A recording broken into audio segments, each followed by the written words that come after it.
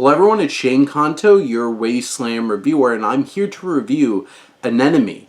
And this is a new drama from writer-director Ronan Day-Lewis, co-written and starring his father, Daniel Day-Lewis, who came out of retirement after 2017's Phantom Thread, to star alongside Sean Bean in this drama as, in Northern England, a man heads out on a journey into the woods to reconnect with his estranged hermit brother, with whom he shared a complicated past that was altered by life-changing events decades ago.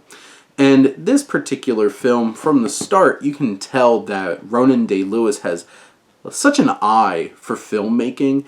This is a striking and gorgeous and stark-looking film. Ben Fordsman, who's the cinematographer, works some magic here with very particular camera movements and great lighting. Who doesn't love a campfire Daniel Day-Lewis scene where his life is illuminated by the fire? Just like in There Will Be Blood. And you have that Bobby Krilic score. There's just an atmosphere here. There's something very intense and emotive about this whole entire atmosphere around this film, and most of it being set off in these woods out in the middle of nowhere has this very rustic, very naturalistic and raw kind of feel to it. There's something very animalistic about some of the feelings and the raging and all of these emotions that boil up to the surface in this film, which is so impactful. And I think Ronan Day-Lewis does a great job of bringing that atmosphere.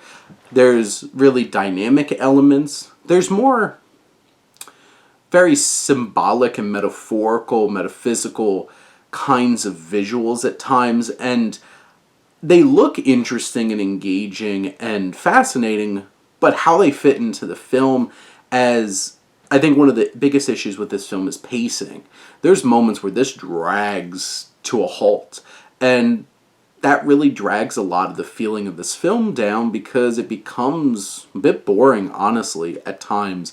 And this film struggles to stretch out its content to this 2 hour and 5 minute or 2 hour 1 minute runtime.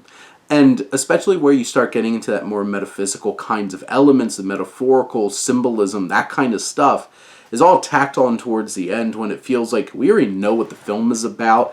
And unfortunately, we're like an hour and a half in, you're just like, we're ready for this to resolve, we get it. And even though it looks great, it just feels like it's stretching things too thin and stretching these ideas out.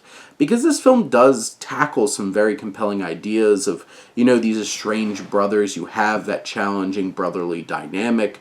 They obviously have a lot of baggage and connection with each other. You have Daniel Day-Lewis's character, who is an estranged father, and this disconnect. This film really deals with those brotherly dynamics, paternal dynamics, and the challenges of the trauma that they can leave on you. But then this also deals with all the opening shot is just a panning shot of all these drawings referencing the violence and the loss and the death in Northern Ireland, and how that channels those themes and ideas and that trauma of all that violence that looms over you, and how it can push you away from others into isolation. And that's where Day-Lewis's character is, in complete isolation. And this film, I think, when we're in the woods with Sean Bean and Daniel Day-Lewis, it is compelling. It is a lot of just sitting and talking, but you still are able to gather a lot. I feel really bad when you cut away. Anytime we cut away, it becomes considerably less interesting of a story.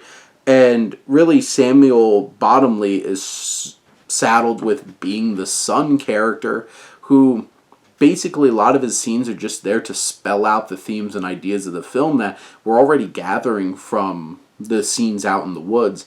And even worse so, Samantha Morton is such a fantastic actor, and she's really trying to make the most out of these scenes, but they feel so much less interesting in comparison to what really the focal point of the film is.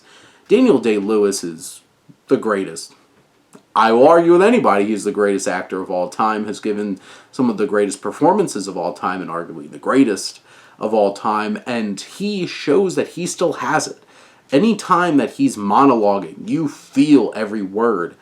He is so raw, and everything feels so genuine and authentic and engrossing. And Sean Bean, I love as an actor, he's really just saddled with being very stoic and reflective and listening, and he sells that. It's a much more thankless job in this film to be the mirror reflective to all of the emotion that Daniel Day-Lewis gets to show and all the big, powerful acting he gets to do. There's very powerful imagery. There's very powerful acting here.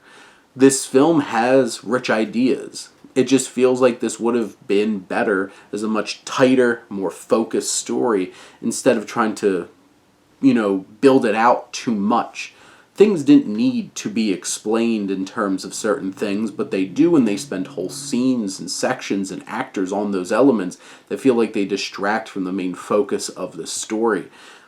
This film still has a lot to admire and is still very effective. It's just, I would imagine this is going to be a rough go for a lot of people because it's going to feel slow, it's going to feel long, but there's still a lot to really appreciate about it.